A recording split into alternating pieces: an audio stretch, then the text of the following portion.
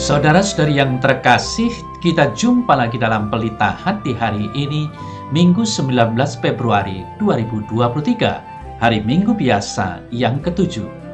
Bersama saya Romo Thomas Suratno SC dari Paroki Cilandak, Jakarta Selatan, mendengar dan merenungkan sabda Tuhan, yakni firman Tuhan yang tersurat dalam Injil Matius, bab atau pasal 5, ayat 38 sampai dengan ayat 48.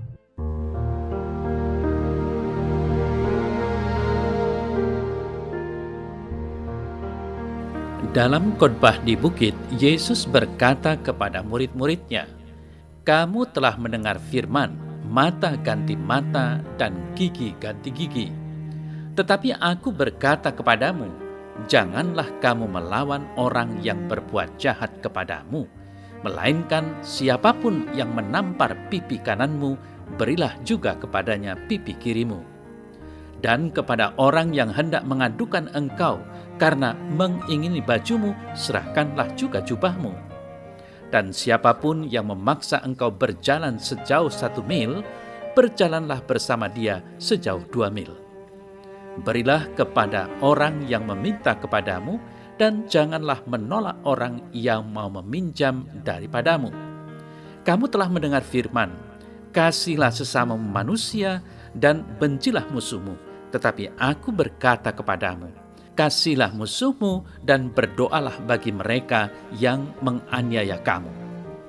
Karena dengan demikianlah kamu menjadi anak-anak Bapamu yang di sorga, yang menerbitkan matahari bagi orang yang jahat dan orang yang baik, dan menurunkan hujan bagi orang yang benar dan orang yang tidak benar. Apabila kamu mengasihi orang yang mengasihi kamu, apakah upahmu? Bukankah pemungut cukai juga berbuat demikian? Dan apabila kamu hanya memberi salam kepada saudara-saudaramu saja, apakah lebihnya daripada perbuatan orang lain? Bukankah orang yang tidak mengenal Allah pun berbuat demikian? Karena itu, haruslah kamu sempurna, sama seperti Bapamu yang di sorga adalah sempurna.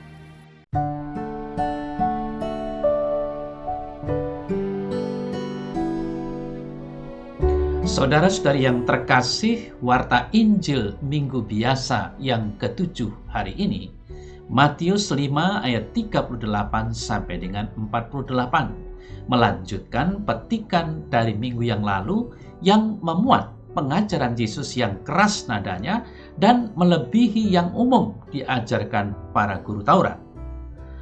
Lalu warta hari ini juga menyodorkan 2 contoh menghayati Taurat lebih dari sekedar menepati rumusan. Yang pertama menyangkut pembalasan kekerasan jenis mata ganti mata, gigi ganti gigi dari ajaran Taurat seperti yang tercantum dalam kitab Keluaran 21 ayat 24 dan Imamat 24 ayat 20.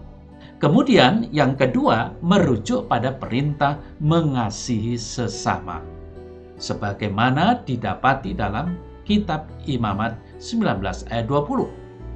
Bagaimana kita harus memahami warta dan pesan Injil hari ini? Saudara-saudari yang terkasih, warta Injil minggu yang lalu menyatakan bahwa Yesus datang bukan untuk meniadakan Taurat, melainkan untuk menggenapinya. Hal ini pertama-tama dimengerti bahwa hukum Taurat itu hanya suatu perintah untuk menjalani dan perintah untuk menjauhi larangan. Tentu saja ini menunjukkan arah luar. Kemudian cara kedua yakni lebih menerima Taurat dan berusaha menemukan kehadiran Allah yang bersabda di dalamnya. Ini arah batin. Benarlah bahwa bagi orang Yahudi pada waktu itu, arah yang kedua bakal menggenapkan penghayatan Taurat. Itulah yang diajarkan Yesus kepada para murid yang berasal dari kalangan Yahudi saleh dan diutarakan kembali dalam petikan Injil Matius kali ini. Dalam kaitan itulah, Yesus mengungkapkan bahwa Ia datang bukan untuk meniadakan Taurat, melainkan untuk menggenapinya. Saudara-saudari yang terkasih, dalam arah inilah dapat didalami makna hukum Taurat mengenai pembalasan terhadap orang yang mencelakakan diri orang lain. Nah, mengacu pada Keluaran 21 ayat 22 sampai dengan 25, apabila ada orang berkelahi dan seorang dari mereka tertumbuk kepada seorang perempuan yang sedang mengandung sehingga keguguran kandungan dan mendapat celaka yang membawa maut, maka engkau harus memberikan nyawa ganti nyawa, mata ganti mata, gigi ganti gigi, dan seterusnya. Peraturan seperti ini mau menunjukkan apa? Mau menunjukkan bagaimana Taurat itu melindungi kehidupan dengan ganti rugi yang setimpal. Sekaligus ditunjukkan betapa nyawa dan kehidupan itu amat dihormati. Jadi, saudara-saudari yang terkasih, hukum Taurat ini sebenarnya mengajarkan bagaimana orang hendaknya menghargai kehidupan orang lain seperti kehidupannya sendiri. Begitulah Taurat. Dan orang-orang yang mendengar perkataan Yesus yang merujuk ke hukum ini tentulah mengerti konteks hukum itu. Dengan latar belakang ini, maka akan lebih jelas maksud perkataan mengenai pembalasan. Tekanan utama bukan pada pembalasan, melainkan pada menghormati kehidupan. Saudara-saudari yang terkasih, itulah konteksnya. Lalu cara Yesus menunjukkan inti hukum itu khas, yakni dengan bahasa perintah, agar pendengarnya bisa paham. Tetapi yang dituju ialah agar orang mulai memikirkan apa dasar hukum itu. Demikian dikatakan dalam Matius 5 ayat 39, "Janganlah kamu melawan orang yang berbuat jahat kepadamu, melainkan siapapun yang menampar pipi kananmu, berilah juga kepadanya pipi kirimu." Bahasa hukum, bahasa perintah.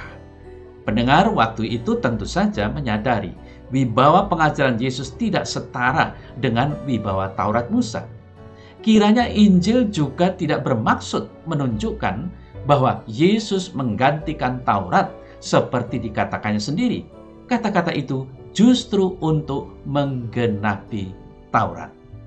Saudara-saudari yang terkasih, warta Injil hari ini beri pipi kiri dan kanan, mata ganti mata, dan gigi ganti gigi, mengajak kita untuk melihat dan menyadari bahwa kekerasan itu tidak bisa diterima.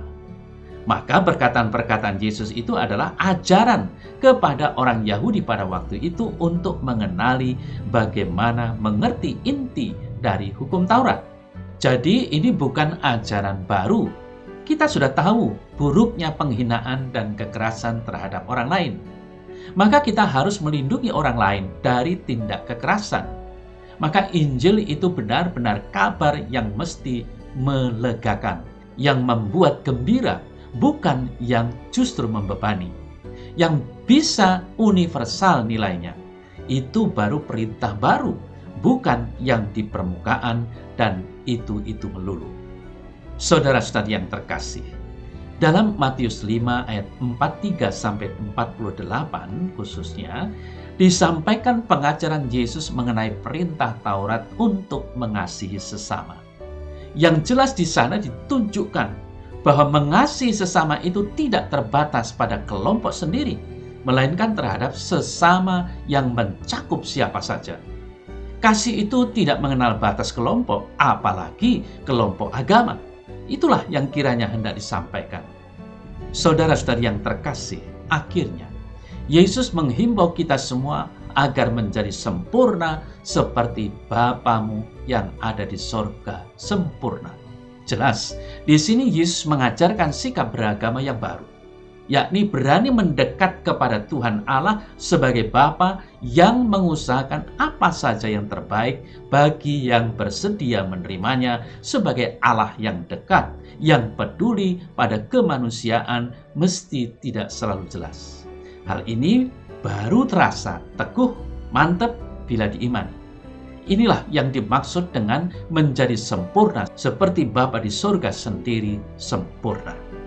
Maka marilah saudara saya terkasih, setelah menyadari bahwa kita hendaknya harus menjadi sempurna seperti Allah Bapa kita sempurna, karena mencintai dan ingin menyelamatkan semua manusia, hendaknya kita berusaha untuk dapat mengasihi sesama manusia juga, tanpa pandang siapa mereka, tetapi sungguh mengasihinya karena Allah telah mengasihi kita, sehingga kita pun didorong untuk dapat mengasihi manusia siapapun mereka itu.